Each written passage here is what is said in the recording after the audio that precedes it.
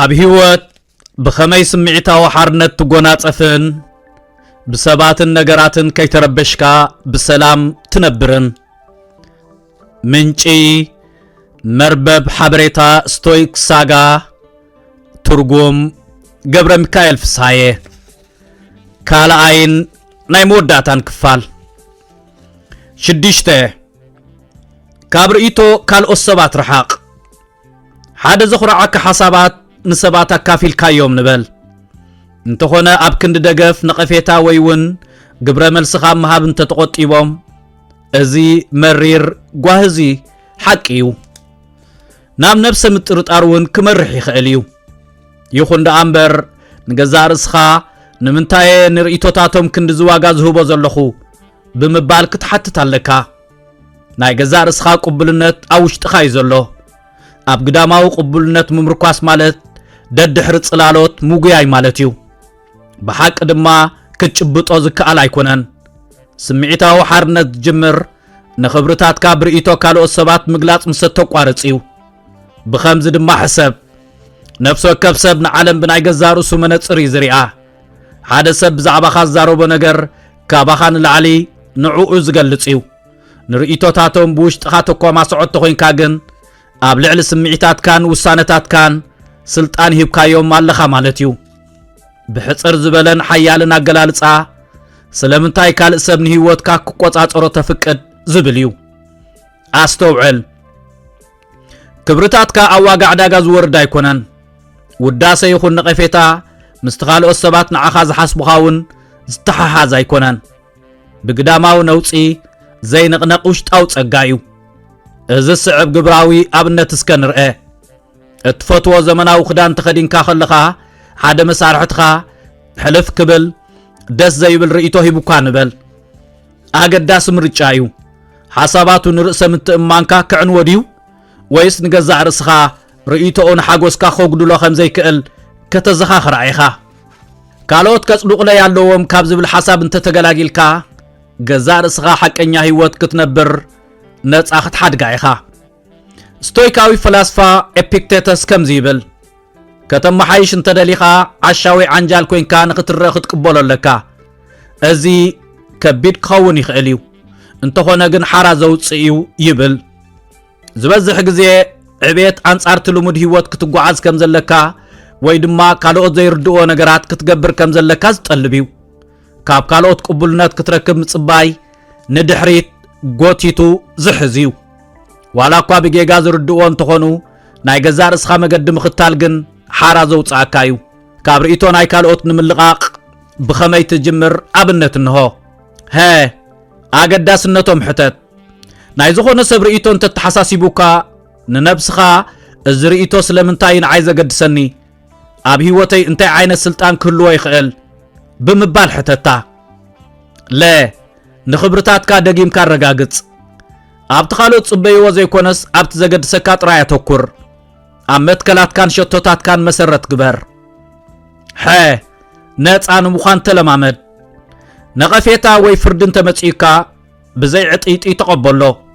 ንቓላቶም ድማ ቀጻልነት ዘለዎም ዘይኮኑስ ኣብታ ህሞት እቲኣ ውሕጅ ከም ዝወስዶም ዘሎ ኣቕጽልቲ ጌርካ ረኣዮ ላኦዚ ከምዚ ይብል ካልኦት ኣፍልጦ ክቡኻ ትጽበት ተኾይንካ ናቶም እሱር ኮይንካ ኣለኻ ማለት እዩ እዚ ማለት ናቶም መልሲ ዕንጋለ ኣይትቀበል ወይ ንገዛእ ርእስኻ ካብኣቶም ኣግልላ ማለት ዘይኮነስ ነቲ ዘየስራሓካ ፈሊኻ ምውፃእ ማለት እዩ ሃናፅ ነቐፌታ ንኽትዓቢ ዝሕግዝ እዩ ዘይጠቅም ፍርዲ ግን ናቶም ጉዳይ እምበር ናትካ ኣይኮነን ካብ ከምዚኦም ዝበሉ ርእይቶታት ምልቓቕ ማለት ካብ ሕማቕ ኩነታት ኣየር ገዛእ ርእስኻ ከም ምክልኻል ጌርካ ሕሰቦ ዝናብ ክዘንብ ይኽእል እዩ እንተኾነ ኣይከጠልቅየካን እዩ ኣብ ውሽጣዊ ኮምፓስካ ብምድሃብ ካልኦት ብኸመይ ይርድኡ ካብ ዘይገድስ ጸኒዕካ ቅጽል ኣብ መጻኢ ህይወትካ ናይ ዝኾነ ሰብ ቃላት ንርእሰ ምትእማንካ እንተፈቲንዎ ደው ኢልካ ሕሰብ ንነብስኻ ድማ ንዓኣቶም ድየ ዝነብር ዘለኹ ወይስ ንነብሰይ ኢልካ ሕተታ ካብ ከምዚ ዓይነታት ተሓሳስባ ብምውፃእ እምበኣር ነፃነትካ ኣውጅ ንሰላምካ ተኸላኸልን ናይ ብሓቂ ናትካ ዝኾነ ህይወት ድማ ህነፅን ኣስተውዕል መገድኻ ናትካ ናይ በይንኻ ጥራዩ 7 ብቁጥዐ ዘይኮነስ ብትሕትና መልስ ኣብ ውዑይ ክትዕ ኣለኻ ኢልካ ሕሰብ ሓደ ሰብ ብመደብ ገለ ደስ ዘይብል ወይ ዘለዓዕል ዘረባ ተዛሪቡካ ቁጥዕኻ ሰማይ ዓሪጉ ህርመት ልብኻ ወሲኹ ገጽካ ተቐያይሩ ውሽጥኻ ድማ ነቲ መሪር ዘረባ ግብረ መልሲ ክትህብ ይደፋፍኣካ ኣሎ ንበል እንተኾነ ኣብ ክንዲ ግብረ መልሲ እትህብ ዝኾነ ኸይገበርካ ስቕ እንተበልካኸ ኣሉታዊ ኣረኣያ ዘለዎም ሰባት ኣብ ዘጋጥሙኻ ግዜ ስቕታ ሓደ ካብቶም ሓያላት መሳርሒታት እዩ እዚ ድማ ካብ ህውከት ንላዕሊ ርግኣት ስለ ዝመረጽካ ደኣ እምበር ግርጭት ምቕባል ወይ ዘይምቕባል ማለት ኣይኮነን ብስቕታ ምምላስ ድኹም ኢኻ ማለት ዘይኮነስ ካብ ሕነ ምፍዳይ ንላዕሊ ንሰላምካ ክብሪ ትህብ ሓያል ኢኻ ማለት እዩ እዚ ኣባህላ እዚ ልቦና እዩ ንኣሉታዊ ነገራት ዝተሓተ ግብረ መልሲ እንተሂብካ ዝያዳ ሰላማዊ ህይወት ክህልወካ እዩ ስቕታ ብዙሕ ይዛረብ ናትካ ባህርያት ክቆጻጸረኒ ኣይፈቕደሉን እዩ ዝብል ዘሎ ሓደ ኣብነት እስከ ንርአ ኣብ ስራሕ ኣብ ኣኼባ ከለኻ ሓደ መሳርሕትኻ ኣነኣይሱካ ኣብ ቅድሚ ካልኦት ሕማቕ ከም ስማዓካ ገይሩካ ንበል ክልተ ኣማራጭታት እዩ ዘለካ ወይ ምስኡ እንካን ሃባን ክትዕ ምጽማድ ወይ ድማ ርኢኻ ብስቕታ ምምላስ ስቕታ ብምምራጽ እምበኣር ነቲ ጽበዮ ዘሎ ግብረ መልሲ ብምኽላዕን ሰላምካ ብምዕቃብን ነቶም ኣብ ከባቢኻ ዘለዉ ሰባት መን ሞራላዊ ልዕልና ከም ዘለዎ ተርኢ ኣለኻ ማለት እዩ ስቶይካዊ ፈላስፋ ማርቆስ ኣውሬልዮስ ኣብ ግዜ ቁጥዐ እቲ ዝበለጸ መልሲ ስቕታ ይብል ንቁጥዐ ብቁጥዐ እንተመሊስካሉ ናብ ሓዊ ቤንዚን ምውሳኽ ማለት እዩ ብኣንጻሩ ብስቕታ እንተመሊስካሉ ድማ ነቲ ሓዊ ምጥፋእ ማለት እዩ ናብ ከምዚ ዓይነት ጽምዶ ንዘይምእታው እንተመሪጽካ ነቲ ኣሉታዊ ዓንኬል ብምስባር ንስምዒታዊ ኩነታትካ ትከላኸለሉ ኣለኻ ማለት እዩ ስቕታ ንዓኻ ናብቲ ናብ ባእሲ ከየእተወ ነቲ ሆይሆይታ ገጪ ዝመልስ መከላኸሊ ዕርዲ እዩ ንስቕታ ኣብቲ ኣፋፊ ኩነታት ከመይ ጌርካ ከም ሓደ ናይ ግብረ መልስኻ ልምዲ ትገብሮ ኣብነት እንሆ ቅድሚ ምምላስካ ረጊእኻ ሕሰብ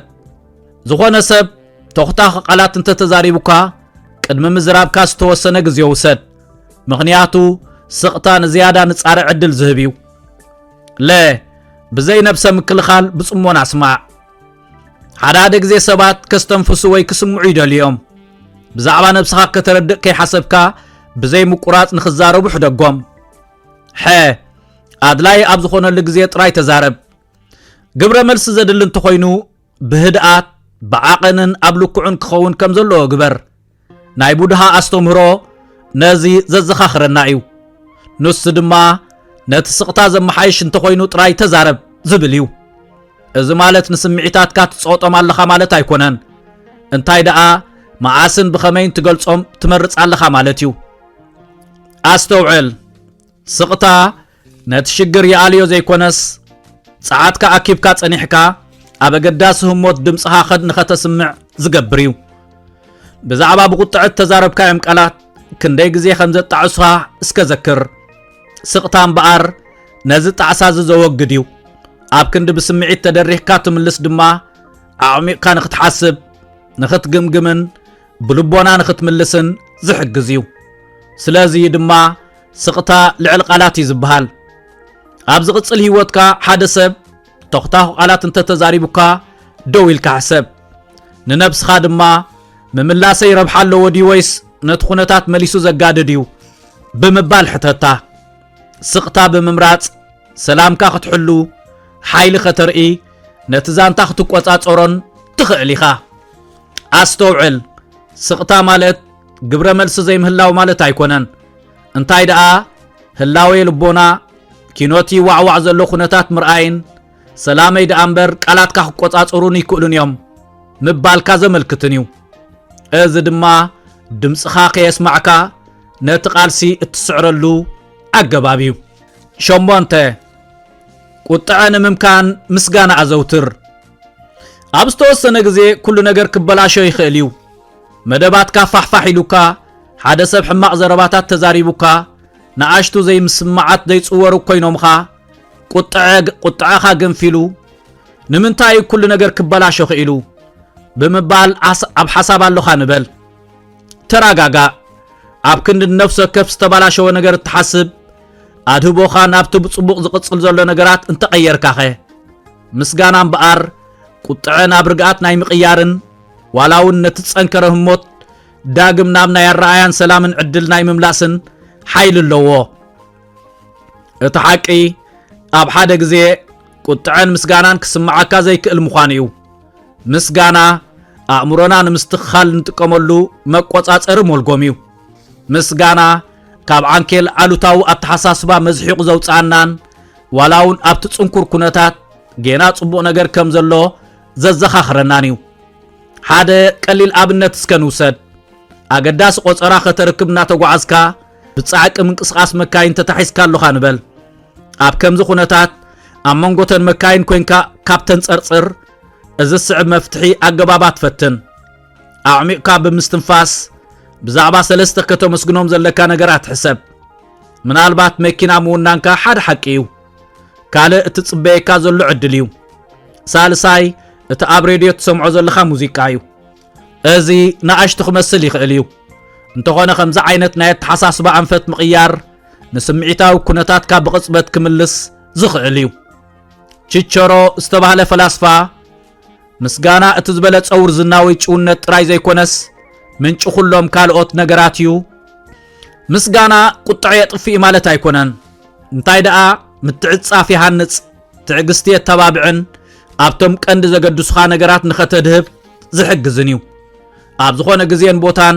ሰላምካ ንምሕላው ክትጥቀመሉ ትኽእል መሳርሒ እዩ ንምስጋና ከመይ ጌርካ መዓልታዊ ልምድኻ ክትገብሮ ከም ትኽእል ኣብነት እንሆ ደው ኢልካ ኣዕሚቕካ ሕሰብ ቁጥዐ ኣብ ዝውስኸሉ ግዜ ተረጋጋ ንነብስኻ ድማ ኣብ ሰዓት እዚ ከመስግነሉ ዝኽእል ሓደ ነገር እንታይ ኣሎ ብምባል ሕተታ ዕለታዊ መዝገብ ምስጋና ንሓዝ ኣብ መወዳእታ ነፍሲ ወከፍ መዓልቲ ዋላውን ንኣሽቱ እንትኾኑ ብዘይገድስ ሰለስተ ብጽቡቕ ዝኸዱልካ ነገራት ጽሓፍ እዚ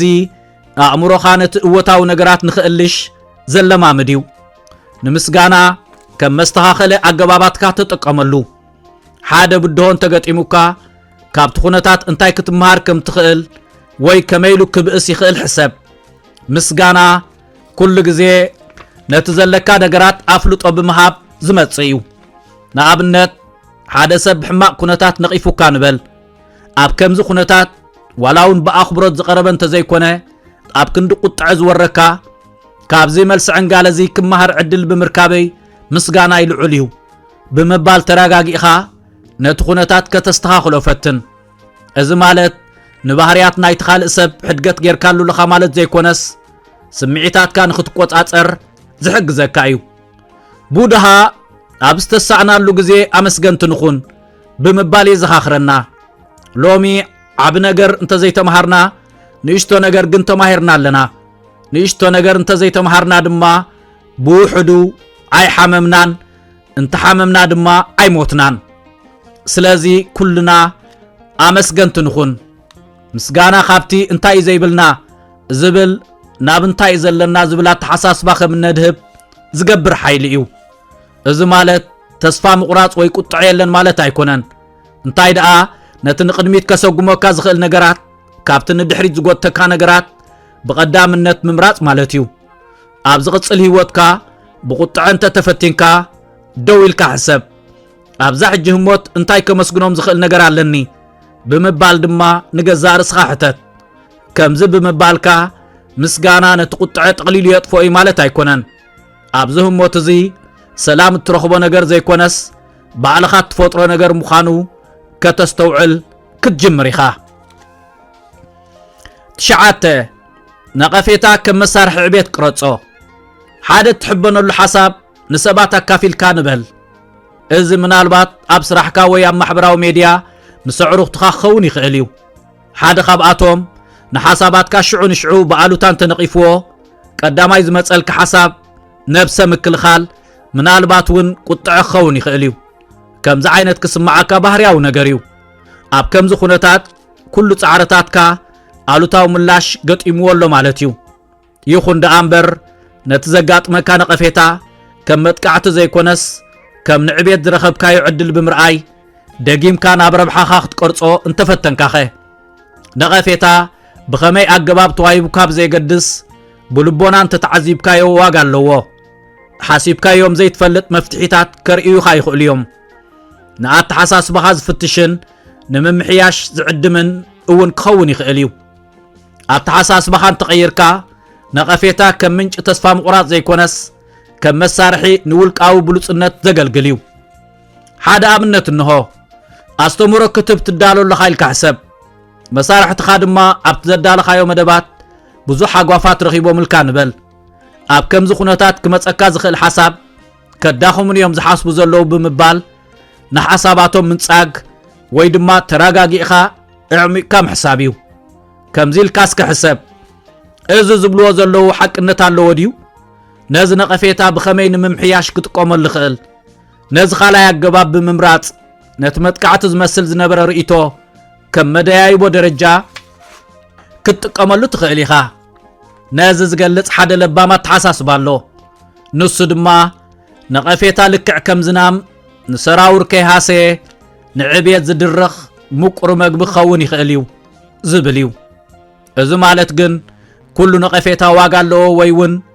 ኣቓልቦ ክትበለካ ማለት ኣይኮነን ገለ ሰባት ካብ ቅንኢ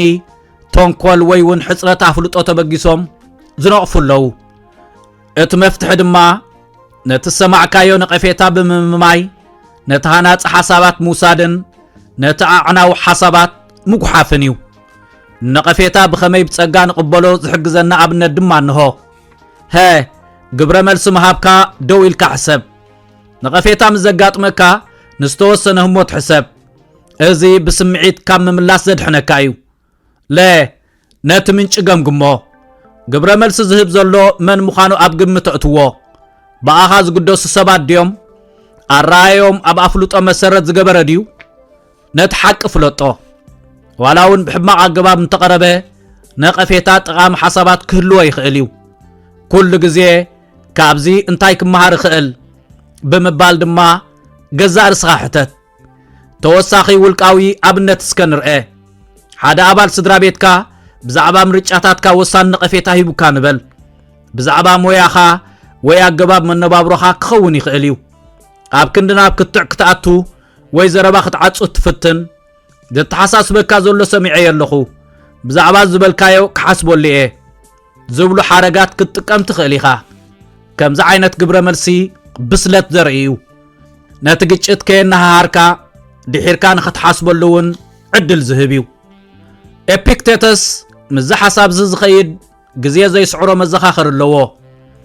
ዝኾነ ሰብ ሓደ ሰብ ብዛዕባ ሕማቕ ተዛሪቡ ኢሉ እንተነጊሩካ ብዛዕባ እቲ ዝተባህለ ከተማ ሳምሳ ይትፈትን ብኣንጻሩ ካልእ ጌጋታተይ ዘይፈልጦም ኮይኑ እምበር እዚ ጥራይ ኣይምጠቐሰን ነይሩ ብምባል መልሰሉ ይብል እዚ ስቶይካዊ ልቦና እዚ ንነቐፌታ ኣመና ውልቃዊ ጌርና ክንወስዶ ከም ዘይብልናን ብኣንጻሩ ከም ክፋል ጉዕዞና ናብ ነብሰ ምምሕያሽ ክንሪኦ ከም ዘለና ዘዘኻኽረና እዩ ኣብ ዝቕፅል ህይወትካ ዝኾነ ሰብ እንተነቒፉካ ንነብስኻ ካብ ዝመልሲ ዕንጋለ እዚ እንታይ ክመሃር ይኽእል እዚ ነቐፌታ እዚ ንዓይ ዝምልከት ድዩ ወይስ ብዛዕባ ባህርያቶም እዩ ዝያዳ ዘንፀባርቕ ካብዚ ህሞት እዚ ኸ ብኸመይ ክዓቢ ክእል ብምባል ሕተት ላኦዚ ከምዚ ብምባል የዘኻኽረና ንኻልኦት ምፍላጥ ንቕሓት እዩ ንገዛእ ርስኻ ምፍላጥ ግን ሓቀኛ ልቦና እዩ ይብል ነቐፌታ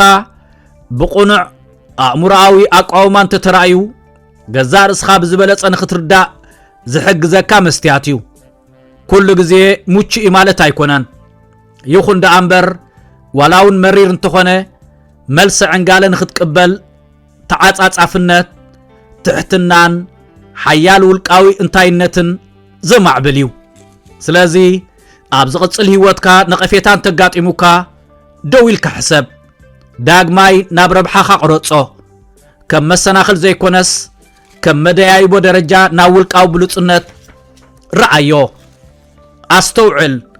عبيت كل جزي أبزي متشونت يتحبا اتم زونن وادما بزخونا نقفيتا زي الناوت حيلي زهانوت يوم عسرته ناي مقداف طبب ملخ ناي فحام حاو بمحاز نحادة زحرقة كاسب كدف قالو سينكا موچ جزي الناتت أبها خلقا اتقوهري إدكا خنددكا جميرو نبل قطعه كيمتا مرد ما كلهم بتمساسال من قد يوم سرحو كابت زقط عكاسب نلعلي نعاخا يمزهاسيخا اتحاك اني حيل مبار ننقرات نخيسكا ام محاز زي كونس ام مقداف يزولو مقداف مالت نتستفت اما مرساع ويشلل مبال مالت ايكونان انتاي دقا نتندحري زقوت تكاس معيتاو تصور كاوشت خاموصا مالتيو جزاء رسخا خا قصصر حلف فصاميتات نصا مغبار مالتيو قدفت صعاتكا سلام كان كلت كان بمعقاب اب هلو غزيخا كمتدهب زغبريو بودها نزز ملكت غورم مغلصي قريبلنايو قيمتا حسكا منبار لكع كمرز ستيخا اتخال سب كموت مصباي مالتيو يبل زخونه سباب لعليخا جيغاز فصملو غزي اسكذكر طلمت زي فتحاو فردي وي حماق قال كخون يخيليو بزعباز غدايزي نابا امرخا ناملالسكا تحسب كندي غزي حليفكا تخون نزسب زك قطملني وي حنيك فدلني الكا بمحساب كندي زاكل صعاتات فيكا تخون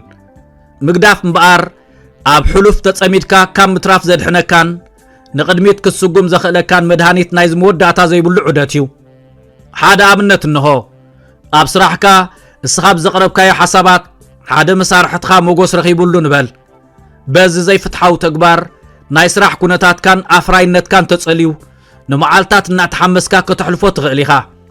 وي دما كبرخا مسناي حدا اوانا فلطوس تتحازق كم زي كونه بمستوعال كتقدفو ايخا نازي دحرواي بمراص مبار سلام كحلون ابتوم قند زغدسخا كم عبيتن مصان عدلاتن زامسلو نغرات ادهبن نازي زغلص ناي لاوزي لبناوي ابهالالو اتحج زلخو انت حديغيو زدلخو كخون خليه يبل مقداف مالت قطعه وي قيمتا مقداف طراي زي كونس قدفت فصمنت قدفت نخيتودق مفرحن قدفت كتقوصاصر مدلاين ونيو نيوت مسكل اغاطاميتات كم زلاتا مقبالن امساياو حرنت مركابن مالتيو ناي مقداف طبب كمي غيركا خم تلمامد حد ابنت انهو هي نسمعيتات كا افلطو حبوم نسمعيتات كان تصقيت كايوم مليسوم يمزحيلو سلازي نخم قانزا قطعه وي تسفا مقراز زامسلو سمعيتات زخونه فرد خيهابكا تقبلهم لا نتخونتات دقيم كان ابرب حخا معزنو جزار سخا كابزنتاي كمهار خيل كابز بزرخبو ربحخه كميلي حيال كوينه زوص بمبال حتت ح اب هلو غزي خدهب مقداف نخالق سب زي كونس نربحا جزار اسخا اتغبرو مرچايو ادهبوخا ابزا ساعات زيا ابزو بوتازي بتزلن حيلي انتاي كغبر خيل نابزبل قانيو مقداف نحادث تنفح عبي بالانچينا ناب سماي مفناو غيركا وسدو ننويح غزي اب ايدكا حسكايون تصنيحكا كدكميخا انت فنيخا يغن كفوخسكان نصانت كسمعكانيو هيوت دما ناي زحالفه فصامي تحصلوا ناي زمص دما لعل تخولو تفصامنت كهلوايو ماركوس اوروليس بخمزي زخاخرنا كاب حيلخا وصاب زلو نغرات اي تشجر سلام كا تركب تدليها غدفو يبل از مالت سبات ابلع لخا خمد الله يم كشكعلو مفقاد وي فتح زي مقبال مالت زي كونس صعاتكا ابيتو علو ممراص مالتيو نتخد قيرو زي تخل بمقداف نتخد قيرو تخل بروهن هدوء مصاعي زياده استمال بوتان غزين كم زهلوكا تغبر لخا مالتيو سلازي ابز قصل هيوتكا قطعه وي طعسان تغاطيموكا دويلكا حسب جزاء رسخا دما ازي نخبر سلامي اواغ عداغ زؤتديو انت غديفه يخه هيوتي انتاي كمسل خيل الكعتت اتملس دما ናብ ሓርነት ስምዒታትካ ክመርሓካ እዩ ምኽንያቱ ሓቀኛ ሓይሊ ንነገራት ነካስ ኣብ ምዃን ዘይኮነስ መዓዝ ትገድፎም ኣብ ምፍላጥ እዩ ዘሎ ከምዚ እንተጌርካ ድማ ህይወት ክትቀለልካ እያ ህይወት እንተቀሊላትልካ ድማ ሓይሊ ክስምዓካ እዩ ብድሕሪዚ ነቶም 10 ስምዒታትካ ንኽትመልኽን ኣብ ህይወት ብዘጋጥሙኻ መሰናኽላት ከይተሸበርካ ንኽትቅጽልን ዝሕግዙ ዓበይቲ ኣስተምህሮታት ክህልወካ እዩ እዚኦም ሓሳባት ጥራይ ዘይኮኑስ ሰላምካ ንምሕላው ተዓጻጻፍነትካ ንምዕባይን ግብረ መልስኻ ንምቁጻርን መዓልታዊ እትጥቀመሎም መሳርሒታት እዮም ኣስተውዕል እቲ ዕላማ ስምዒታትካ ንምድቋስ ወይ እውን ላንጋላንጋ ንምዃን ዘይኮነስ ንብድሆታት ህይወት ብንጻረን ሓያል ወንን ንኽትገጥማ እዩ ስምዒታዊ ምልከት እቲ ኣባኻ ዝፍጸም ነገራት ዘይኮነስ እቲ ንስኻ ብኸመይ ግብረ መልሲ ክትህብ ከም ዘለካ ኣብ እትገብሮ ምርጫ እዩ ርጉእ ሚዛኑ ዝሓለወን ነፃን ኮንካ ናይ ምቕጻል ሓይሊ ሙሉእ ብምሉእ ኣብ ኢድካ ከም ዘሎ ዘክር ካብ ሕጂ ንድሓር ኣብ ጉዕዞ ህይወትካ ነዞም ኣስተምህሮታት እዚኦም ምሳኻ ሓዞም ቅድሚ ግብረ መልሲ ምሃብ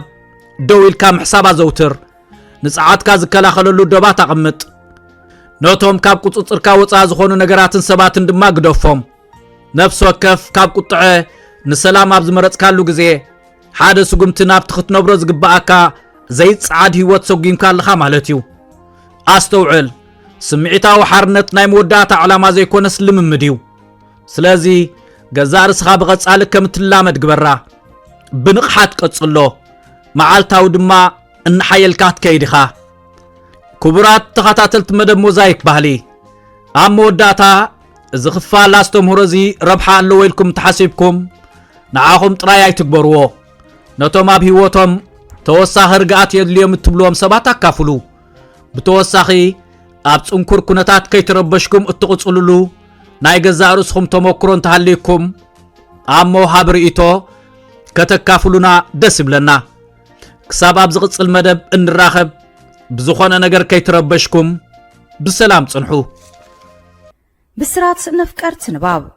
መጽሕፍቲ ኤርትራውያን ኣብ ወፃኢ ሃገር ኣበይ ክንረክብ ንኽእል ኢልኩም እትሽገሩ ሰባት ውሕዳት ኣይኮንኩምን ነዚ ፍታሕ ንምንዳይ ብዝተኻእለ መጠን ኣብ ውሽጢ ሃገርን ኣብ ወፃእን ዝሕተሙ መጽሕፍቲ ናብ ኣንበብቲ ንምቕራብ ንዝሓለፈ 8 ዓመታት ከይተሓለሉ ካብ ዝሰርሑ ትካላት ብቐዳምነት ዝስራዕ ሰማያት ምሕታምን ምክፋልን መጽሕፍቲ ኤርትራውያን እዮም ኣብ መርበብ ሓበሬታ ሰማያት.com ናብ ኣሜሪካ ካናዳን ሃገራት ኤውሮጳን ዝለኣኹ ልዕሊ 450 ዓይነት መጽሕፍቲ ብኣሽሓት ቀዳሓት ይርከቦም ሰማያት መሸጣ መጽሕፍቲ መበቆላውያን መጽሕፍቲ ብናይ ትርጉም መጽሕፍቲ ተዋሒጦም ከይተርፉ ዘይተኣደነ ጻዕሪ የካይድ መርኣያ ናይ ዝኸኣ ታሪኽ ህይወት ሓርበኛ ቦና ወልደ ኣብ ወልደ ማርያም ትኩ ይሕደጎ ኪዳነ ክፍሉ ዓብደል ቃድር ከቢረ ሼኽ ኢብራሂም ሱልጣን ዶክተር ፍጹም ገብረ ስላሴ ጠበቃ ጸጋይ ኢያሱ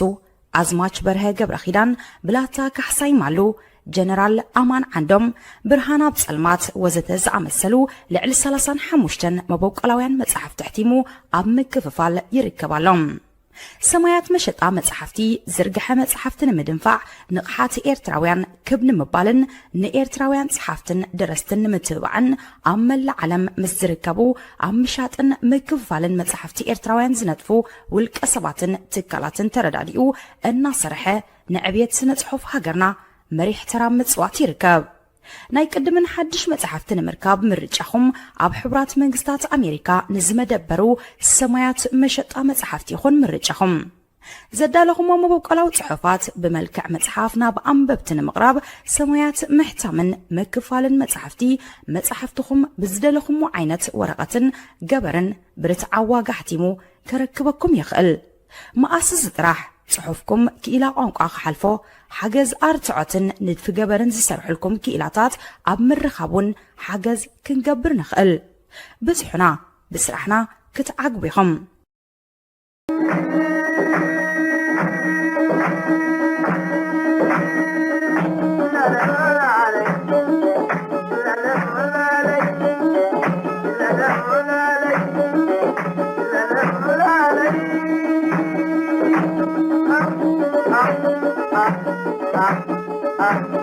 Ah